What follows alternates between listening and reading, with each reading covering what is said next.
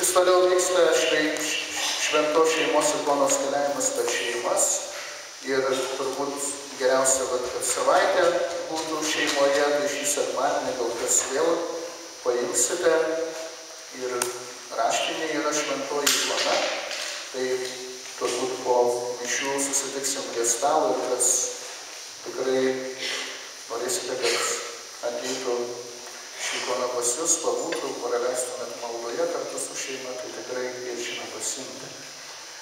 Toliau renkamos aukos bažnyčios statybos ir projektavimo darbams. Ačiū Dievui, jau konstrukcijos darbai pabaigti, pildomi dokumentai į info statybą priduoti ir bandysime jau gauti leidimą ir per artimiausius metus. Per artimiausias dienas tikrai galbūt pradėti kloti pamatus mūsų būsimai koplyčiai. Taigi, ačiū už jūsų aukas, kurias aukojate ir kas galite paaukoti, tai bus prie stalelio sėdės patarnautojai, kurie užrašo į lapus jūsų aukas.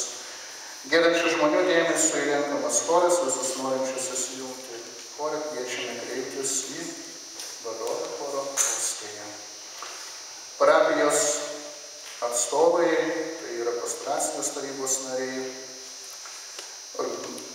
organizuoja piligriminę kelionę, kartu su Regina bando organizuoti, tai link Vilniaus, link to krašto ir aplankyti kartu valdovo rūmus. Tai reikia tiksliau, kiek ten žmonių keliautų, kartu pabūtų. Ir kelionės visą laiką suartina, tai tikrai kviečiame kartu keliauti ir tada nuspręstume ir datą, kur kam patogiau čia, bet dar tik tai yra tokia mintis, kad link Vilniaus, aplankant šventoves ir taip pat valdovų rūmus. Taigi, turbūt taip pat aptarsime prie šio stalo, prie agapės, kartu pasikalbėsime ir pasvarstysime.